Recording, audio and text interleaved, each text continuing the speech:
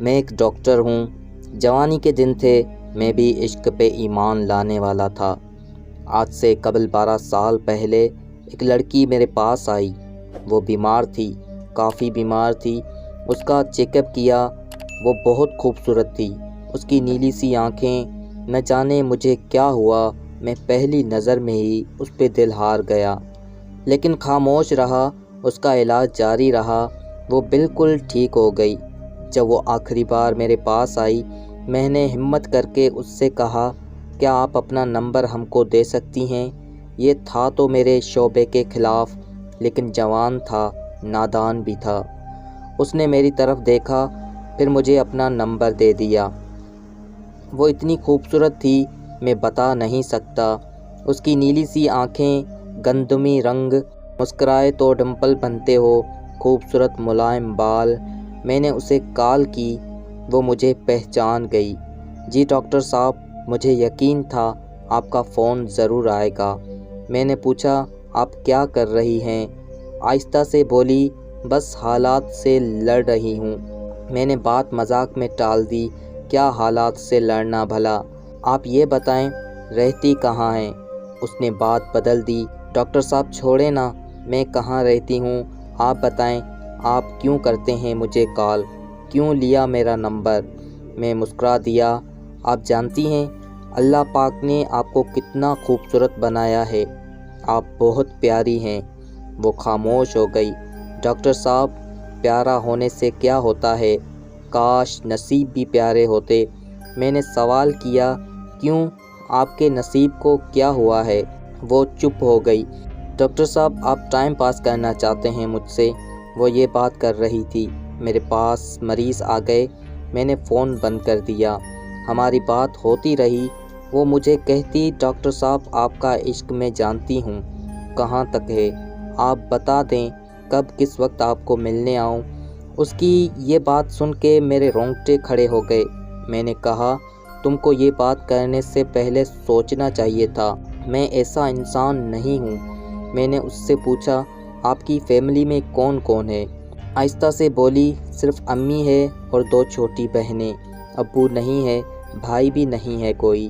میں نے گھر کے اخراجات کا پوچھا، کیسے گھر کا نظام چلتا ہے؟ وہ خاموش ہو گئی۔ عشاء کی نماز کا وقت ہو گیا تھا، کہنے لگی، میں نماز پڑھ لوں؟ میں نے ہاں میں جواب دیا۔ وہ صرف دن میں ہی بات کیا کرتی تھی، رات کو وہ مجھ سے بات نہیں کرتی تھی۔ میں نے بہت بار کہا تھا رات کو بات کیا کرو، لیکن کہہ دیتی، میں رات کو جلدی سو جاتی ہوں، میں نہیں کر سکتی رات کو بات۔ خیر ہماری بات کا سلسلہ چلتا رہا۔ 1 سال گزر گیا۔ میں نے اس سے شادی کرنے کا ارادہ کر رکھا تھا۔ اس کی بہت عزت کرتا تھا میں، کیونکہ وہ 5 وقت کی نماز پڑھتی تھی، اور اس کو دیکھ کر میں بھی 5 وقت نماز پڑھنے لگا تھا۔ میں اس پہ حق جتایا کرتا تھا۔ اس کے ساتھ مجھے اپنے پن کا احساس ہونے لگا تھا۔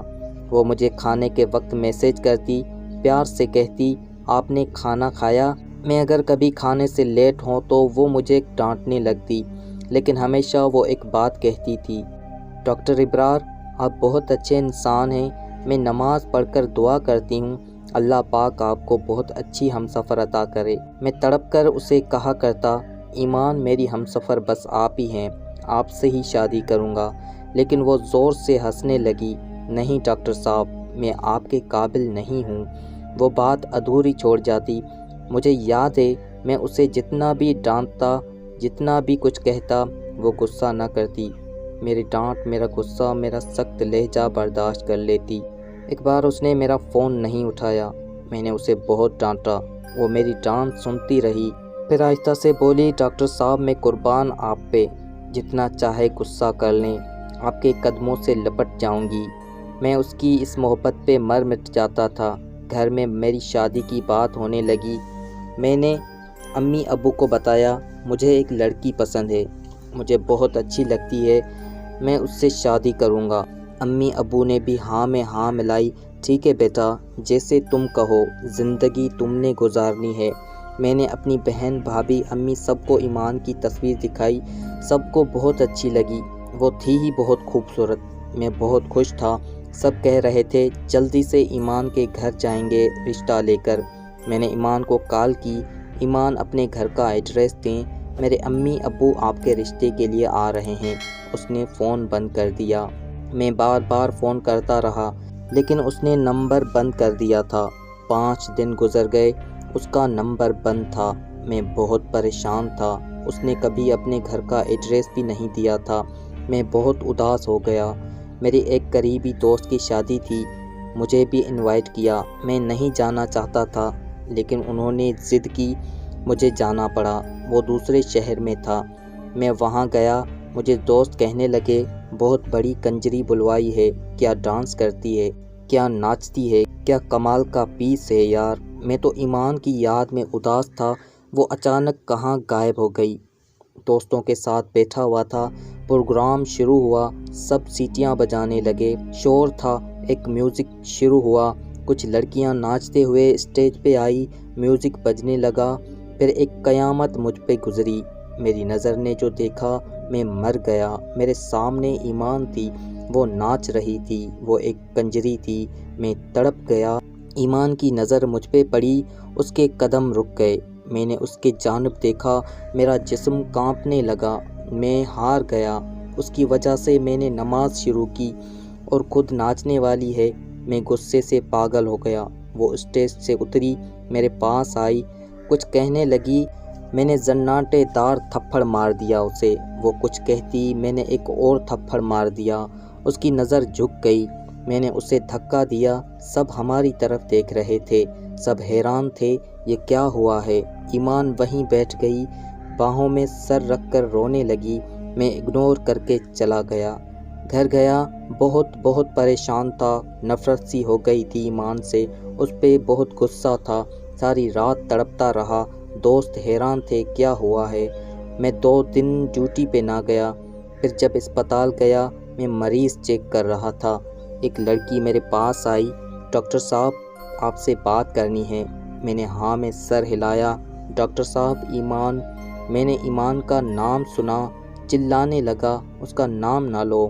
وہ لڑکی آہستہ سے بولی، ڈاکٹر صاحب بس ایک بار سن لیں، وہ بیچاری حالات سے ہاری ہوئی ہے، وہ گندی لڑکی نہیں ہے، وہ مجبور ہے، آپ بس ایک بار اس کے گھر آ کر دیکھ لیں، سب سمجھ جائیں گے۔ ایک بات کہوں ڈاکٹر صاحب، وہ آپ سے بہت پیار کرتی ہے لیکن خود کو آپ کے قابل نہیں سمجھتی، ہر وقت آپ کی باتیں کرتی رہتی تھی، ہر وقت آپ کا ذکر کرتی۔ ایک بات بتاؤں، وہ بہت اچھی ہے، پلیز اسے سنبھال لیں، وہ تھک گئی ہے زندگی سے لڑتے لڑتے۔ اس کی ماں کینسر کی مریض ہے، بہنیں چھوٹی ہیں، اسکول پڑھتی ہیں، وہ عزت سے جینا چاہتی تھی لیکن زمانے نے اسے نوچ کھانا چاہا تھا۔ بس اس سے آگے کچھ نہ بولوں گی، میں کچھ نہیں کہوں گی، اسے معاف کر دینا۔ میں خاموش تھا۔ رات کو گھر آیا، بہت اداس تھا۔ ایمان کے گھر کا ایڈریس مجھے وہ لڑکی بتا گئی تھی۔ میں امی ابو کے ساتھ لیے دوسرے دن ایمان کے گھر چلا گیا۔ دروازے پہ دستک دی، اس کی چھوٹی بہن نے دروازہ کھولا۔ ہم گھر میں داخل ہوئے۔ ایمان کی امی چارپائی پہ لیٹی ہوئی تھی۔ ہم پاس گئے۔ امی کھانستے ہوئے اٹھی، آپ لوگ؟ میں نے تعارف کروایا، میں ڈاکٹر ہوں۔ ایمان نماز پڑھ رہی تھی۔ امی ابو بات کرنے لگے، ہم آپ کی بیٹی کا رشتہ لینے آئے ہیں۔ ایمان نماز پڑھ کر آئی، مجھے دیکھ کر حیران تھی، ڈاکٹر آپ یہاں؟ میں ہلکا سا مسکرایا، میں نے کسی کو کچھ نہ بتایا تھا۔ ایمان کیا کرتی ہے؟ ایمان نے مجھے بہت منع کیا، ابرار میں اچھی لڑکی نہیں ہوں۔ میں مسکرا کر بولا، جس کی وجہ سے میں 5 وقت کا نمازی بن گیا۔ بھلا وہ کیسے اچھی نہیں ہو سکتی؟ حالات مجبوری کے تماشے ہیں۔ میری جان، آپ رزق کی خاطر ناچنے لگی، اب میں ہوں نا، سب بھول جاؤ، اب سے آپ میری عزت ہیں۔ ایمان بلک بلک کر رونے لگی۔ سب بہت خوش تھے، ہمارا نکاح ہو گیا، ہم نے شادی کر لی۔ یہ تھا تو ناممکن، لیکن ایک سچا مرد ہمیشہ عورت کی عزت کا محافظ بنتا ہے۔ شاید میں نے بھی وہی کیا۔ میں نے کبھی کسی کو نہیں بتایا ایمان ناچنے والی تھی۔ اس کے حالات اور وقت نے اسے کنجری بنایا تھا۔ میں کیوں اس کے دامن پہ کیچڑ اچھالوں؟ ایمان میرے سینے لگ کر رونے لگی۔ ابرار، آپ جیسے فرشتے بھی ہوتے ہیں دنیا میں، بھلا مرد تو عزت نوچتے ہیں، آپ تو میری عزت کے محافظ بن گئے۔ مرد اتنا خوبصورت بھی ہو سکتا ہے، میں نے ماتھے پہ بوسہ کیا۔ مرد وہ نہیں ہے جو کسی با پردہ باحیا شہزادی کو کنجری بنا ڈالے، بلکہ مرد وہ ہے جو کسی کنجری کو بھی باحیا اور با پردہ بنا دے۔